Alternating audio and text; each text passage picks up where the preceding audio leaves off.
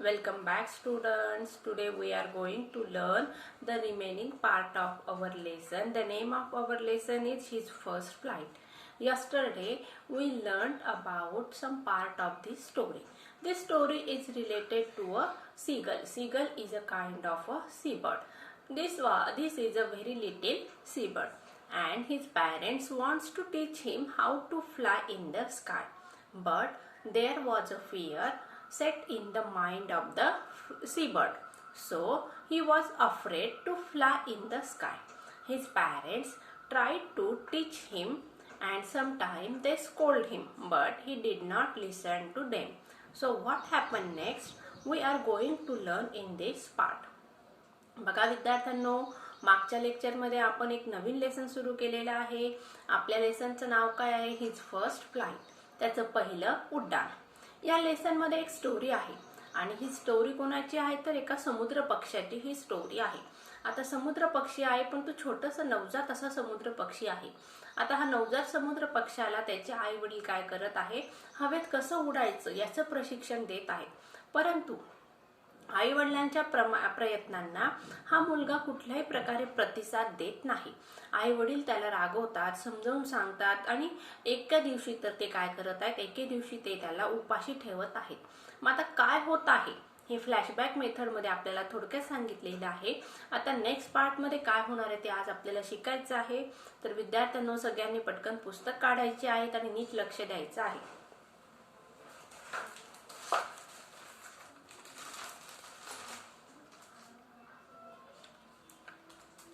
बघूया. The sun was ascending the sky, blazing on his ledge that faced the south. He felt the heat because he had not eaten since the previous nightfall. आता बघा, हा समुद्र पक्षी काय केलेला, एका कड्यावर डोंगराच्या एका कपारीमध्ये तो बसलेला आहे आणि आता त्याच्या आई वडिलांनी काय केलेलं आहे, त्याच्या बहीण भावांना संपूर्ण दिवसभर हवेत कसं उडायचं, पाण्यामध्ये कसं पोहायचं, नंतर डुबकी मारून कशा प्रकारे मासे पकडायचे याचं प्रशिक्षण त्यांनी पूर्ण केलेलं आहे. आणि ते प्रशिक्षण पूर्ण केल्यानंतर त्याचे आई वडील काय करत आहे बघा, त्याला रागवत आहेत, त्याचबरोबर त्याला चिडवत सुद्धा आहेत. त्याचे बहीण भाऊ जे आहेत ते त्याला चिडवण्याचा प्रयत्न करत आहेत, कारण का त्याच्यापेक्षा लहान असून सुद्धा त्यांचं प्रशिक्षण पूर्ण झालेलं असतं आणि हा भित्र्यासारखा त्या डोंगराच्या कपारीमध्ये बसलेला असतो. The sun was now ascending the sky. Ascending म्हणजे काय बघा, वरती वरती. असेंडिंग ऑर्डर, डिसेंडिंग ऑर्डर तुम्ही मॅथ्स मध्ये शिकलेलाच असतात. आता असेंडिंग म्हणजे काय, वरती सरकत आहे. मग सूर्य हा वरती सरकत होता, म्हणजे आता दिवस मोठा मोठा होत होता. Blazing on his ledge that face the south. आणि आता बघा, ऑन हिज लीच म्हणजे काय, मग तो ज्या कडेवर बसलेला होता त्या ठिकाणी प्रखर असं सूर्याचं ऊन पडलेलं होतं. हा या लाईनचा अर्थ होतो. He felt the heat because he had not eaten since the previous nightfall. आता काय सांगितलंय बघा, he felt the heat.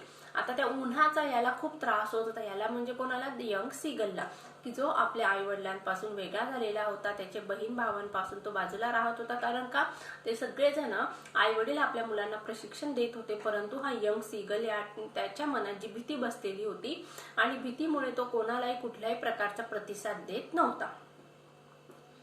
He felt the heat because he had not eaten since the previous nightfall. Previous म्हणजे काय बघा, मागच्या रात्रीपासून त्याने काही खाल्लेलं नव्हतं, त्यामुळे त्याला उष्णतेचा कडाका अधिक जाणवत होता. बघूया पुढे. He stepped slowly out to the brink of the ledge and standing on one leg with the other leg hidden under his wing, he closed one eye then the other and pretended to be falling asleep. Still they took no notice of him. बघूया चला. आता हा young seagull काय काय करत आहे, त्याच्याकडे आई वडिलांचं, बहीण भावांचं लक्ष जाण्यासाठी तो वेगवेगळ्या कृत्या करत आहे, कृती करत आहे. त्यातल्या या कृतींमधला हा एक भाग आहे, तो आपल्याला बघायचा आहे. ही स्टेप स्लोली, हळुवारपणे तो खाली उतरला. कुठपर्यंत आलेला आहे बघा, टू द ब्रिंक. ब्रिंक म्हणजे काय, कडा. लीज म्हणजे बघा, डोंगराची जी कडा होती त्या कडेच्या खाली खाली तो उतरत आलेला आहे.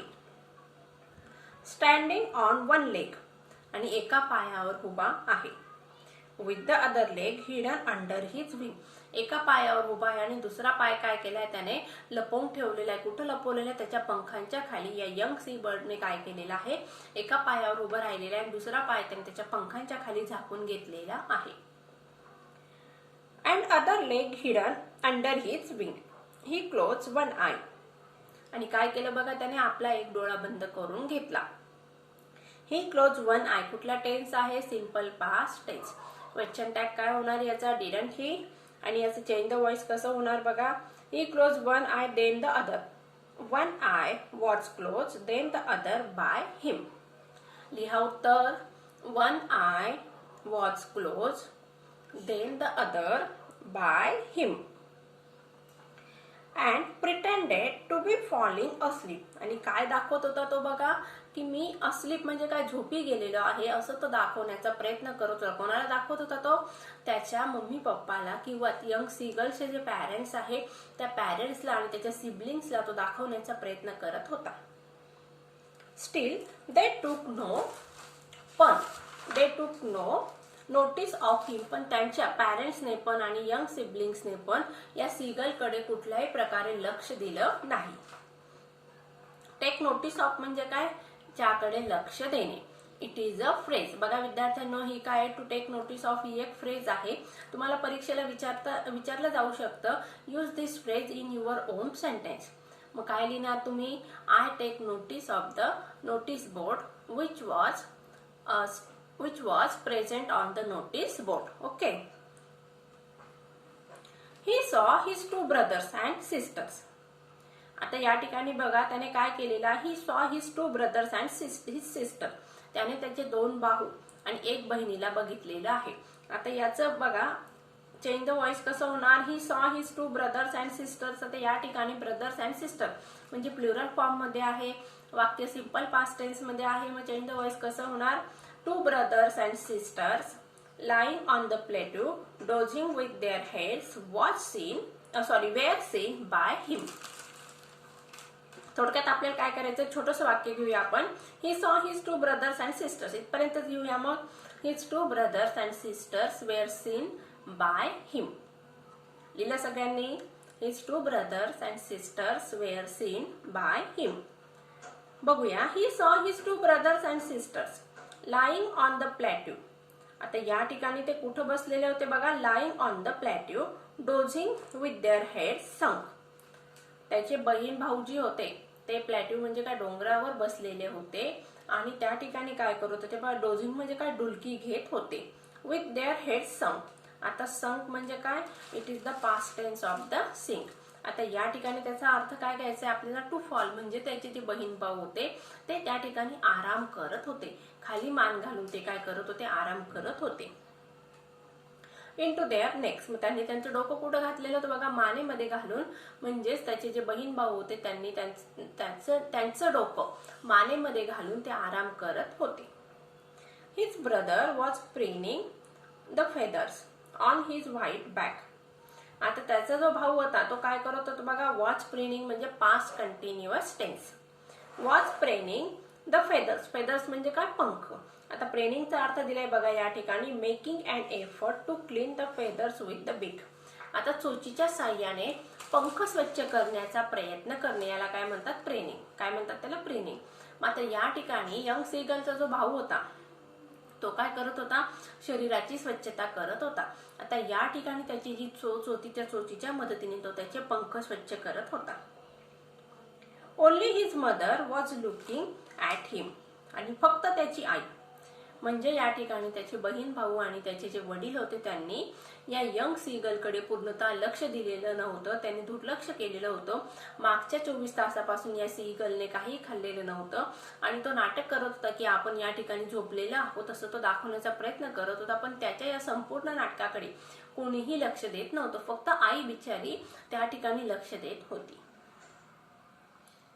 शी was standing on the little high hump on the plateau. Her white breast thrust forward. आता बघा आई कुठं बसलेली होती त्याची पोझिशन आपल्याला या ठिकाणी सांगितलेली आहे. शी वॉज स्टँडिंग. ती बसलेली होती. Was standing. कुठं बसलेली होती बघा? On a little high hump. Little म्हणजे थोडंसं. हाय म्हणजे उंच, हम्प म्हणजे काय उंच असं थोडासा जो टेकडी होती त्या ठिकाणी आई त्या ठिकाणी प्लेट्यूच्या ज्या टोकावर म्हणजे उंच अशा भागावर त्या ठिकाणी आई बसलेली होती. हर व्हाईट ब्रेस्ट थर्स्ट फॉरवर्ड, आणि तिचे पांढरे जे पंख होते बघा, या ठिकाणी काय सांगितलेले आहे, हर व्हाईट ब्रेस्ट थर्स्ट फॉरवर्ड, आणि ती त्या ठिकाणी आपला पंख किंवा पिसारा जो पंखांचा होता तो फैलवून त्या ठिकाणी ती बसलेली होती. Now and again she tore at a piece of fish that lay at her feet. आणि काय करत होती बघा, आई कुठली कृती करत होती या ठिकाणी, यंग सीगलची आई ती मासा खात होती. टोवर म्हणजे काय, तुकडे करणे, टॉनचा to torn. Okay. She tore at a piece of a fish, आणि आई काय करत होती बघा, त्या ठिकाणी फिश म्हणजे माशाचा तुकडा करत होती. That lay at her feet, आणि तो मासा कुठं होता, तिच्या पायामध्ये घट्ट पकडलेला होता, आणि चोचीच्या साह्याने आई तो मासा खाण्याचा प्रयत्न करत होती. तुकडे करून आई तो मासा खात होती. कोणाची आई, यंग सीगलची. Then scrape each side of her beak on the rock. आता स्क्रॅप बघा रब, आणि नंतर काय करत होती, आपली जी चोच आहे ती त्या दगडांवर, बिग ऑन द रॉक, आणि दगडांवरती आपली चोच घासत होती. कारण का, चोच घासल्यामुळे तिची चोच तीक्ष्ण होणार होती, आणि तीक्ष्ण झाल्यामुळे तिला ती शिकार खाण्यासाठी मदत होणार होती. शिकारचे तुकडे करताना तिला सोपं जाणार होतं. Then scrape each side of her beak on the rock, the side of the food maddened him. Him म्हणजे कोणाला मग, यंग सीगलला. The sight of the food म्हणजे जे आई जे अन्न खात होती किंवा आईला जेवताना बघून मुलाला मॅड म्हणजे मूर्ख बनवलेला आहे. म्हणजे आता त्याला भूक अतिशय तीक्ष्ण स्वरूपात लागलेली आहे, त्याला त्याच्या भुकेची तीव्रता लक्षात आलेली आहे. बघूया. How he love to tear the food that way, आणि त्याला सुद्धा अशा पद्धतीने फूड म्हणजे अन्न फाडून खायला खूप आवडत होतं. Scraping his beak now and again to whet it, आणि तो सुद्धा आपली चोच अशाच प्रकारे दगडावर घासत होता. आणि या ठिकाणी रब म्हणजे काय, घासणे. स्क्रॅपिंग म्हणजे काय, रब. रब म्हणजे काय, मग घासणे. His beak now and again, परत परत तो आपली जीभ म्हणजे काय करत होता बघा. हा यंग सीगलची पण कुठली कृती होती किंवा त्याची आवडती कृती होती, समुद्र मासा पकडल्यानंतर तो आपल्या पायामध्ये पकडायचा आणि तो चोचीने फडशा पाडून खायचा, आणि खाल्ल्यानंतर मग आपली जीभ त्या दगडावर घासायची की जेणेकरून त्याची जीभ पुन्हा त्याची चोच पुन्हा तीक्ष्ण होईल. Again to whet it. Whet it म्हणजे काय, शार्पन इट. आता सांगितलं बघा मी, तीक्ष्ण होण्यासाठी हा समुद्र पक्षी आपली चोच त्या ठिकाणी त्या दगडावर घासत होता. लक्षात आलं बघा या पॅसेज मध्ये काय सांगितलेलं आहे. मग आता या नेक्स्ट पॅसेज मध्ये यंग सीगल ची कंडिशन या ठिकाणी आपल्याला सांगितलेली आहे. तो बिचारा दमलेला आहे रात्रभर पासून उपाशी असल्यामुळे, आणि दुपार झाल्यामुळे सूर्याचे जे ऊन आहे त्या उन्हाचा तडाखा त्याला जाणवत आहे. आता त्या ठिकाणी त्याने थोडंसं नाटक करून बघितलं, झोपलेलं आहे तसं दाखवण्याचा प्रयत्न केलेला आहे, पण त्याच्याकडे कोणीही लक्ष देत नाही आहे. त्याची आई सोडून त्याचे जे फॅमिली मेंबर्स होते, त्याचे फादर, त्याचे ब्रदर आणि सिस्टर यांच्यापैकी कोणीही त्याच्याकडे लक्ष दिलं नाही. सगळेजण त्याच्या कामामध्ये गुंग झालेले होते. आणि आई या ठिकाणी काय करत होती, मग आई या ठिकाणी डोंगराच्या कड्यावर बसून मासा खात होती. आणि आईला जेवताना बघून किंवा मासा खाताना बघून मग या सीगलला पण भुकेची तीव्रतेची जास्तच जाणीव झालेली आहे. आणि त्याला सुद्धा आठवलं की आपण कशा प्रकारे मासा खात असतो, हे त्याला आठवलेलं आहे. चला बघूया पुढे. गा गा गा he cried, begging her to bring him some food. आता या ठिकाणी बघा, क्वा क्वा आ, she scream back derisively, but he kept calling plaintively, and after a minute or so he uttered a joyful scream. His mother had picked up a piece of fish and was flying across to him with it. He leaned out eagerly, tapping the rock with his feet, trying to get nearer to her as she flew across. But when she was just opposite to him, she halted her wings, motionless, the piece of fish in her beak almost within reach of his beak. इथपर्यंत बघूया चला. भरपूर मोठा passage आहे. आता हा passage आपल्याला टप्प्याटप्प्यामध्ये शिकायचा आहे. आता या ठिकाणी आईला या बाळाने यंग सीगलने काय केलेलं आहे, जेवण करताना बघितलेलं आहे आणि त्याला भुकेची तीव्रतेची जाणीव झालेली आहे आणि तो मग आईकडे विनवणी करत आहे. कशासाठी विनवणी करत आहे? अन्न मागत आहे. आता या ठिकाणी पक्षी काय करत आहे, यंग सीगल त्याच्या भाषेमध्ये आईला आर्ततेने आवाज देत आहे. आता काय केलं बघा त्याने, गा गा गा he cried begging her to bring him some food. आता पक्षाने आपल्या आईला आवाज दिला आणि तीव्रतेने म्हणजे अतिशय क्राईड म्हणजे तो एक प्रकारे आईला विनंती करत आहे की आई तू मला काहीतरी, ते तू जे खात आहे त्यातला थोडासा भाग तू मला आणून दे. टू ब्रिंग काय या ठिकाणी इन्फिनेटिव्ह आहे. Him some food. गा को आ शी स्क्रीम बॅक डिरिसिव्हली. बघा आता या ठिकाणी आईने पण काय केलेलं आहे, मग रिप्लाय केलेला आहे. आईने काय केले बघा, ती पण सुद्धा या ठिकाणी डिरिसिव्हली म्हणजे काय बघा, in a manner showing someone that she is stupid. मग आई काय दाखवत आहे की तू मूर्ख आहेस का, माझ्याकडे रेडीमेड फूड मागत आहे. अशा पद्धतीने आईने त्या ठिकाणी बाळाची मागणी धुडकावून लावलेली आहे. But he kept calling plaintively and after a minute or so he uttered a joyful scream. पण आईने बाळाकडे दुर्लक्ष केलेलं आहे. पण परत बाळ काय करत आहे, तो यंग सीगल काय करत आहे, प्लेंटिव्हली म्हणजे काय बघा, एक्सप्रेसिंग सॉरो. आपल्या आवाजातून तो दुःख व्यक्त करत आहे, आईला अन्न मागत आहे. अँड आफ्टर अ मिनिट आणि परत एका मिनिटानंतर ही uttered a joyful scream. Joyful म्हणजे काय, आनंदाने त्याने एक किंकाळी मारलेली आहे. त्याने म्हणजे कोणी, यंग सीगलने. His mother had pick up a piece of fish. कारण का, त्याच्या आईने काय केलेलं आहे बघा, एक फिशचा जो तुकडा आई जे खात होती त्यातला एक तुकडा तिने उचललेला आहे. And was flying across to him with it. आणि आईने काय केलं, मग तो फिशचा तुकडा उचलला आणि त्याच्या अवतीभोवती ती तो तुकडा घेऊन फिरू लागलेला आहे. म्हणजेच मग या ठिकाणी बघा यंग सीगलला काय आशा निर्माण झाली की आपल्याला आई अन्न देणार आहे. आईने त्या ठिकाणी उड्डाण केलेलं आहे, तिच्या तोंडामध्ये फिशचा तुकडा आहे आणि आपण जे आईला विनवणी केलेली आहे त्या विनवणीला आईने काय केलेलं, रिप्लाय केलेला आहे. आपल्या रिक्वेस्टला आईने प्रतिसाद दिलेला आहे असं यंग सीगलला लक्षात आलेलं आहे. बघूया पुढे.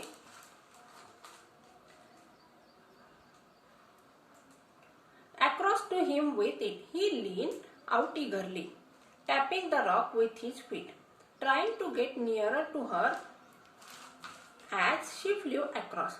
आता आई आपल्यापर्यंत येत आहे हे बघून मग यंग सीगलने पण काहीतरी ऍक्टिव्हिटी केलेली आहे. त्याने काय केलं आपण बघूया. He lean out eagerly. Lean out म्हणजे काय, तो पण पुढे झुकलेला आहे. इगरली म्हणजे काय, उत्सुकतेने.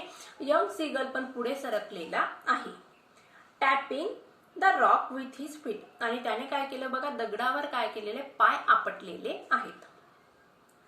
Trying to get nearer to her as she flew across. आणि तो सुद्धा मग आईच्या जवळ जाण्याचा प्रयत्न करू लागला. ज्याप्रमाणे आईने त्याच्या अवतीभोवती उड्डाण घेतलेला आहे, आईला बघून मग यंग सीगलने पण आईच्या अवतीभोवती जाण्याचा प्रयत्न केला. But when she was just opposite to him she halted. पण ज्यावेळेस ती पक्षाच्या अपोजिट म्हणजे काय, विरुद्ध दिशेला होती, त्यावेळेस तिने थांबून घेतला. हाल्टेड म्हणजे काय, स्टॉप. त्या ठिकाणी आईने थांबून घेतलेला आहे. हर विंग्स मोशनलेस. आणि तिच्या पंखांमध्ये कुठल्याही प्रकारची हालचाल नव्हती किंवा वेग नव्हता किंवा गती नव्हती. The piece of fish in her beak almost within the reach of his beak. आणि तिच्या पंखात जो माशाचा तुकडा होता तो त्या पक्ष्याच्या म्हणजे ती त्याच्या बाळाच्या तोंडात, ती ऑलमोस्ट म्हणजे काय, जवळजवळ ती त्याच्या तोंडात देणारच होती. ही वेटेड अ मोमेंट. ही बघा, she halted her wings motionless. The piece of fish in her beak almost within the reach of his beak. He waited a moment in surprise. आणि ही म्हणजे कोण, मग यंग सीगल. त्याने काय केलेलं, वाट बघितलेली आहे. कशी वाट बघितली बघा त्याने. ही वेटेड अ मोमेंट. काही क्षण तो थांबला आणि सरप्राईज म्हणजे त्याला आश्चर्य वाटलेले की आई आता आपल्यापर्यंत येत होती आणि ती का अचानक थांबून गेली, या गोष्टीचं सीगलला आश्चर्य वाटलं. Wondering Y she did not come nearer. Wondering म्हणजे काय बघा, या ठिकाणी त्याला आश्चर्य वाटले की ती इथपर्यंत येऊन आपल्या जवळ का आली नाही. कारण यंग सीगलची आईने काय केलं बघा, ती ज्या ठिकाणी बसलेली त्या ठिकाणाहून आईने उड्डाण घेतलेलं आहे आणि यंग सीगलच्या जवळ आली ती आणि तो ज्या ठिकाणी बसलेला आहे त्याच्या विरुद्ध दिशेने ती त्या ठिकाणाहून निघून गेलेली आहे. आणि मग यंग सीगलला आश्चर्य वाटलं की इतक्या जवळ आई आपल्या आली, आपल्या तोंडात ती माशाचा तुकडा देणार, पण ती अचानक त्या ठिकाणी का थांबून गेली. Then, maddened by hunger, he dived at the fish. आणि त्याला भुकेची तीव्रता म्हणजे तो मॅड झालेला होता. मॅड म्हणजे मूर्ख झाला तर नाही, तर त्याला प्रचंड प्रमाणात भूक लागलेली होती आणि त्या भुकेमुळे तो व्याकुळ झालेला होता. आणि त्याने काय केलं बघा, मग maddened by hunger he dived at the fish. Dive म्हणजे काय, मग त्याने फिश, आईच्या तोंडात जी फिश होती त्याकडे त्याने काय केलेले, उडी मारलेली आहे. With a loud scream he fail outwards and downwards into space. With a loud scream आणि जोरात आरोळी मारून काय झाले बघा, ही फेल आउटवर्ड्स अँड डाऊनवर्ड्स, वरती आणि खालती आकाशामध्ये तो खाली इनटू स्पेस. मग ही फेल म्हणजे काय, तो खाली पडलेला आहे म्हणजे आकाशामध्ये तो घटांगळ्या खाऊ लागलेला आहे, त्याला उडता येत नव्हतं. Then a monstrous terror seized him, his heart stood still. Monstrous म्हणजे काय, शॉकिंग, एकदम असं भयानक अशी भीती. सीज हिम त्याच्यावर, त्या भीतीने काय केलेलं, आक्रमण केलेलं किंवा त्याला भीती वाटलेली आहे. And his heart stood still आणि त्याच्या हृदयाची गती थांबलेली आहे म्हणजे त्याला भीती वाटलेली आणि भीतीमुळे तो त्या ठिकाणी स्तब्ध झालेला आहे. ही कुड हिअर नथिंग, त्याला काहीही ऐकू येत नव्हतं. But it only lasted a minute, आणि हे फक्त एका मिनिटासाठी किंवा एका क्षणासाठी या सगळ्या गोष्टी होत्या. म्हणजे बघा, पहिल्यांदाच यंग सीगलने काय केलेले, अवकाशामध्ये भ्रमण केलेलं आहे आणि अवकाशात उडायला नंतर त्याला म्हणजे अतिशय निष्णात होता का तो नाही, पहिल्यांदाच त्याने अवकाशामध्ये भ्रमण करायला किंवा उडायला सुरुवात केली आहे. मग तो वरती आणि खालती अवकाशामध्ये काय करू लागला, उड्या घेऊ लागलेला आहे म्हणजे त्याला व्यवस्थित उडता येत नव्हतं. मग तो घडीत वरती जायचा किंवा घडीत खाली यायचा आणि त्या ठिकाणी त्याला वाटलं की आता आपण खाली पडणार आहे. याच्यामुळे त्याला भीती वाटलेली आणि एक क्षण त्याचं हृदय थांबलेलं आहे. He could hear nothing, but it only lasted a minute. आणि या सगळ्या गोष्टी फक्त एका क्षणासाठी होत्या. The next moment he felt his wings spread outwards. आणि दुसऱ्या क्षणी मग त्याने काय केलेलं आहे, त्याचे पंख पसरवलेले आहेत. बघा, आपल्याकडे एक म्हण आहे, पाण्यात पडल्याशिवाय पोहता येत नसतं. आता या ठिकाणी हा यंग सीगल ज्याला भूक लागलेली होती, तर भुकेमुळे प्रचंड प्रमाणात व्याकुळ झालेला होता. आईने त्याच्याकडे येऊन तुकडा, अन्नाचा तुकडा दाखवून आई बाजूला झालेली होती आणि त्या तुकड्यापर्यंत तू बाबा स्वतः ये असं लालूच आईने दाखवलेलं होतं. आणि भुकेमुळे त्याच्या मनातील जी भीती होती ती भीती कुठल्या कुठे पळून गेली. त्याला लक्षातही येत नव्हतं की आपण उडू शकत नाही किंवा आपण भीतीमुळे उडत नाही आहोत, ही गोष्ट त्याच्या डोक्यातून निघून गेलेली होती. आणि त्याच वेळी बघा, मग तो अचानकपणे वरती उडायला लागला, अवकाशामध्ये उडायला लागला आणि उडत असताना तो घटांगळ्या खाऊ लागलेला आहे वरती आणि खालती. आणि त्यावेळी त्याला लक्षात आलं की अरे बाबा, आपण आता खाली पडू, अशी भीती त्याला वाटली आणि त्याच्या हृदयाची गती थांबलेली आहे. परंतु या सगळ्या गोष्टी या किती वेळासाठी होत्या, फक्त एका क्षणासाठी होत्या. आणि त्यानंतर काय झालंय बघा, मग त्याने आपले पंख पसरवले. आता पंख कशासाठी पसरवले, मग त्याने अवकाशामध्ये भ्रमण करण्यासाठी. The wind rushed against his breast feathers, then under his stomach and against his wings. आणि वाऱ्याने त्याच्या पंखांमध्ये शिरकाव केलेला आहे, म्हणजे या ठिकाणी तो आता वाऱ्याच्या बरोबर वेगाने उडू लागलेला आहे. Then under his stomach and he could feel the tips of his wings cutting through the air. आणि त्याला लक्षात आलं, काय लक्षात आलंय बघा, टिप्स ऑफ हिज विंग्स म्हणजे त्याच्या पंखांचे जे टोकं आहेत, कटिंग थ्रू द एअर, ते हवेचा वेग किंवा हवेचा वेग कापण्याचा प्रयत्न करत होते. म्हणजे हवेबरोबर आपण उडत आहोत हे त्याला लक्षात आलेलं आहे. He was not falling headlong now. आता त्या ठिकाणी तो पडत नव्हता. He was soaring gradually downwards and outwards. आता या ठिकाणी बघा मग तो हवेमध्ये उडायला लागलेला होता. आउटवर्ड्स अँड काय म्हटले बघा त्यांनी, he was soaring gradually downwards and outwards. वरती आणि खालती त्याचं हवेमध्ये उडणं सुरू झालेलं होतं, हवेमध्ये तो झेपावत होता. He was no longer afraid. आणि त्याच्या मनात आता कुठल्याही प्रकारची भीती नव्हती. He just felt a bit dizzy. पण आता या ठिकाणी त्याला थोडंसं डिझी म्हणजे काय, थोडं त्याला थकलेलं वाटत होतं. या ठिकाणी अर्थ दिलाय बघा या ठिकाणी डिझीचा, having an uncomfortable feeling of spinning around and losing one's balance. म्हणजे या ठिकाणी त्याला भीती वाटत होती किंवा अनकम्फर्टेबल वाटत होतं की आपला जो बॅलन्स आहे तो त्या ठिकाणी आपला झुकतो की नाही, म्हणजेच हवेमध्ये उडताना आपल्याला व्यवस्थित उडता येत नाही आहे किंवा आपण बॅलन्स ठेवून या ठिकाणी उडू शकत नाही असे त्याला भीती वाटत होती. Then he flapped his wings once and he soared upwards. म्हणजे बघा या ठिकाणी सुरुवातीला त्याने जो प्रयत्न केलेला आहे त्या प्रयत्नामध्ये त्याने पहिल्यांदा काय केलं, हवेमध्ये उड्डाण घेतलं आणि उड्डाण घेतल्यानंतर वरती खालती तो काय करू हेलकावे घेऊ लागलेला आहे. पण नंतर मग त्याचे पंख हवेच्या वेगाबरोबर पंखांमध्ये त्याच्या हवा शिरली असं आपण म्हणूया आणि हवेचा वेग त्याच्या पंखांना प्राप्त झाला आणि त्याने हवेत उड्डाण घेतलं. पण त्या ठिकाणी त्याला इम्बॅलन्स झाल्यासारखं वाटून राहिलेलं आहे की आपला तोल जो आहे तो झुकत आहे असं त्याला जाणीव झालेली आहे. पण नंतर त्याच्या मनातील ही सगळी भीती निघून गेली आणि मग त्याने वरती हवेमध्ये उड्डाण घेतलेलं आहे. Then he flapped his wings once and he soared upwards. Ga ga ga ga ga ga ga ga ah. His mother soared past him, her wings making a loud noise. आणि त्याची आई काय झालेली आहे, त्याच्या जवळ आलेली आहे. And her wings making a loud noise. आणि आई हर विंग्स म्हणजे कोणाचे पंख, मग आईचे पंख जोरजोरात आवाज करत होते. ही answered her with another scream. आणि त्याने पण मग आईला प्रत्युत्तर केलेलं आहे. पुन्हा तो पण आईला उत्तर देण्यासाठी तो पण जोरात तो ओरडलेला आहे. Then his mother flew over him. Then his father flew over him screaming.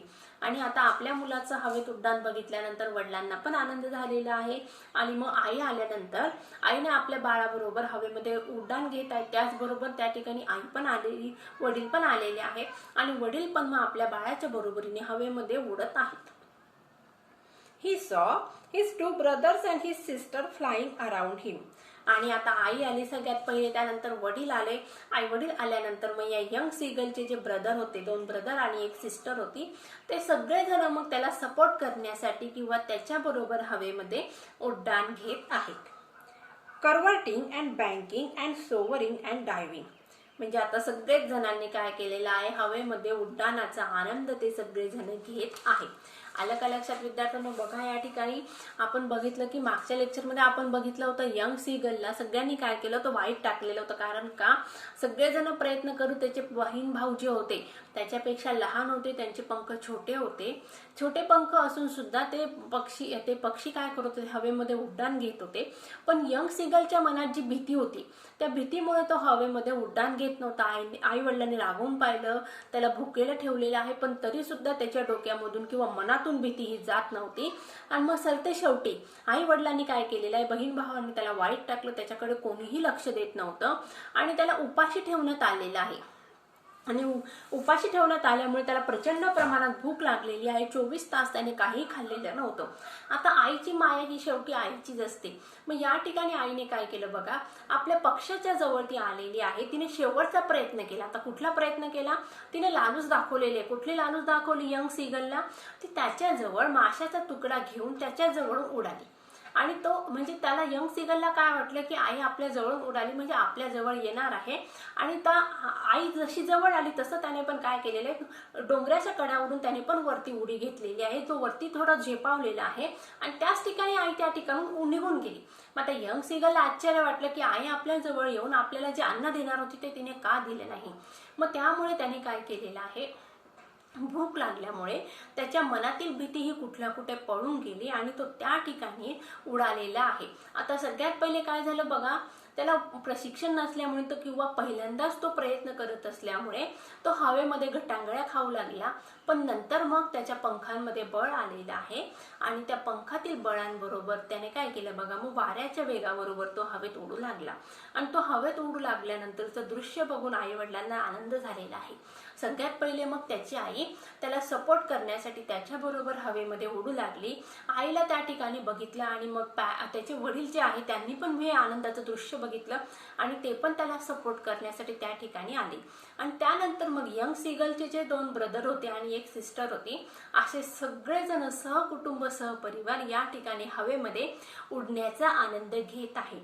आता विद्यार्थ्यांना तुम्हाला या पॅसेजमधून एक गोष्ट लक्षात आलेली असेल की माणसाच्या मनातील भीती किती पण प्रमाणात असली, प्रचंड प्रमाणात जरी भीती असली, पण या ठिकाणी ती भीतीने काय केलेलं आहे बघा, मात केलेली आहे. अन्नाने भुकेने काय केलेलं आहे, भीतीवर मात केलेली आहे. त्याला भूक लागलेली होती आणि त्या भुकेमुळे त्याने काय केलेलं, भीतीला शरण यायला भाग पाडलेलं आहे. अशा प्रकारे आपल्याला यातून एक मेसेज मिळतो की आपल्याला जर यशस्वी व्हायचं असेल, कितीही प्रमाणात आपल्या मनात भीती असली किंवा दडपण असलं, पण आपल्या मनात जर इच्छा असेल की नाही मला टार्गेट अचीव करायचं आहे, ते टार्गेट अचीव करण्यासाठी तुम्हाला प्रयत्न तर करावेच लागणार आहे, त्याचबरोबर तुमच्या मनातील भीतीही काढून टाकावी लागणार आहे. असा हा मेसेज आपल्याला आजच्या या पॅसेजमधून मिळालेला आहे. तर विद्यार्थ्यांनो, मला वाटतं तुम्हाला सगळ्यांना हा जो पॅसेज आहे मी आता शिकवला तो समजला असेल. आता उर्वरित जो पॅसेज आहे किंवा उर्वरित जो लेसन आहे तो आपल्याला नेक्स्ट लेक्चरमध्ये कंप्लीट करायचा आहे. तोपर्यंत सगळ्यांनी हा लेसन वाचून ठेवायचा आहे. So students, take care and good bye.